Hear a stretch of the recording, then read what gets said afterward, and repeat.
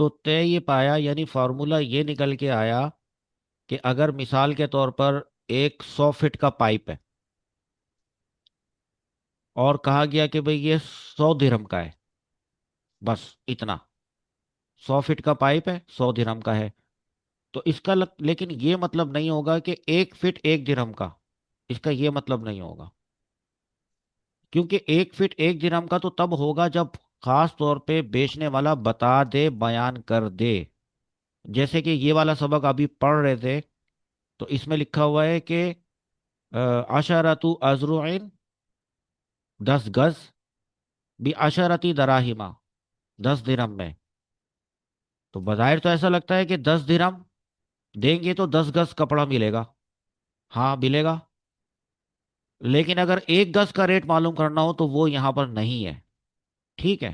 ایسی صورت میں ریٹ متعین نہیں ہوا 1 گز کا،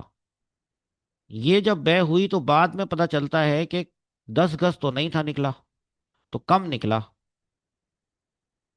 8 گز نکلا، تو کیا 8 گز کے 8 درہم دے گا؟ نہیں، کیوں؟ کیونکہ 1 درہم کا ریٹ نہیں لکھا ہوا یہاں پہ، کم نکلا نا، تو 8 گز کے 8 درہم نہیں بلکہ پورے 10 درہم ہی دے گا، کیونکہ 10 درہم کی بات ہوئی تھی، یہ لکھا ہے 10 درہم، 10 درہم کی بات ہوئی تھی۔ ہاں اگر یہاں بتا دیا گیا ہوتا کہ 10 گز ہے، ایک بات، 10 درہم میں ہے، دوسری بات تو تیسری بات بھی بتائی گئی ہوتی کہ 1 گز 1 درہم کا ہے، یہ بتایا گیا ہوتا اگر، تو ایک الگ بات تھی، پھر اگر کم نکلتا 8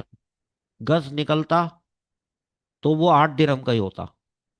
پھر وہ 1 گز کے ریٹ کے حساب سے 5 درہم نکلتا، تو وہ 5 گز نکلتا تو وہ 5 درہم کا ہوتا، سمجھ آ رہی بات؟ تو ابھی یہاں پر صورتحال یہ ہے کہ 1 گز کا ریٹ نہیں پتا اور نکلا ہے کم، فوجدہ اقل، کم نکلا تو کم ہی لے گا پورے 10 درہم میں، ہاں،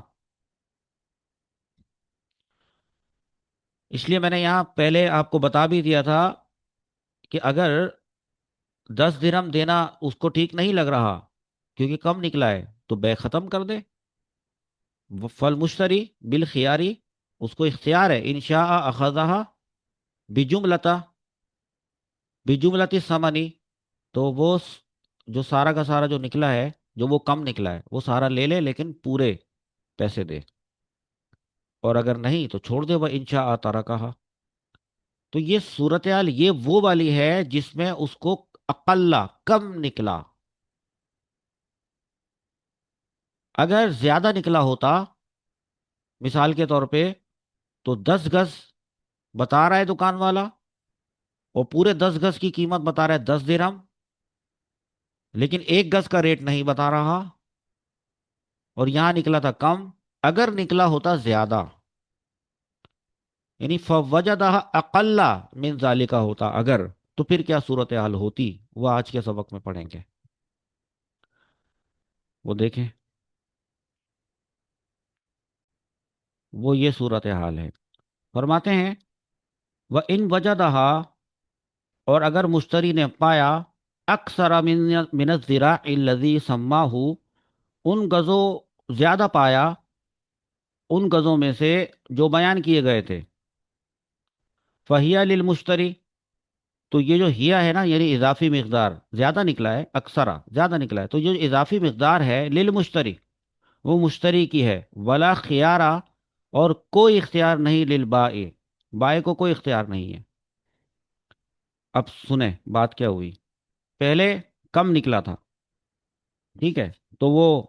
پورے 10 درہم میں کم یعنی 8 گز لینا اس کو پڑ رہا تھا، اب زیادہ نکلا ہے تو زیادہ بھی لے گا، کتنے میں؟ اسی 10 درہم میں، مثلا 10 گز کپڑے کی قیمت 10 درہم طے ہوئی تھی، یہ تو یاد ہے آپ کو، تو اس طرح 1 گز کپڑے کا ریٹ، 1 گز کپڑے کا ریٹ 1 درہم متعین نہیں ہوا تھا، اچھا بعد میں نکلا تو ناپا تو اکثرا، بعد میں زیادہ نکلا، मिसाल के तौर पे मैंने लिखा है यहाँ पे 12 गज कपड़ा निकला। अब मुश्तरी को 10 दिरहम में पूरा 12 गज कपड़ा मिलेगा। जब कम निकला था तो मुश्तरी को कम मिल रहा था 10 दिरहम में ही। अब ज्यादा निकला है तो वो भी मुश्तरी को बेनिफिट देगा, 10 दिरहम में पूरा 12 गज मिलेगा। यहाँ बाय ये नहीं कर सकता कि ज़रब तकसीम करके 1 गज की कीमत 1 दिरहम माने और 12 गज के 12 दिरहम मांगे, क्योंकि बाय ने बै से पहले 1 गज का रेट मुतय्यन नहीं किया था। अब ये तो था कपड़ा। जमीन की मिसाल भी ले लेते हैं कि इसी तरह 100 गज जमीन की कीमत 100 दिरहम तय हुई हुई थी। बाद में नापी तो 120 गज जमीन निकली, ज्यादा निकली अक्सरा। अब मुश्तरी को 100 दिरहम में पूरी 120 गज जमीन मिलेगी। अब यहां पर भी बाय ये नहीं कर सकता कि 1 गज की कीमत 1 दिरहम माने और 120 गज के 120 दिरहम मांगे। क्यों? क्योंकि बाय ने बै के वक्त 1 गज का रेट मुतय्यन नहीं किया था। ये काम उसको पहले करना चाहिए था। तो अगर उसने आगे एक एक एक ऐसी सूरत हाल भी आएगी जिसमें बेचने वाला ये भी बताएगा कि 1 गज कितने का है,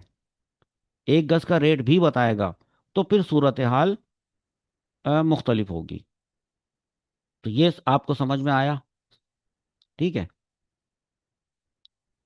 अब चलते हैं वो वाली सूरत हाल की तरफ। जैसे अब यहाँ पता चल गया ना कि ये काम उसको पहले करना चाहिए था। वो अगर पहले बोल देता कि 1 गज 1 दिरहम का है, आपको पड़ेगा, फिर अगर ज्यादा निकलता तो फिर बाय को फायदा होता। अब देखें बाय अगली इबारत में क्या कर रहा है।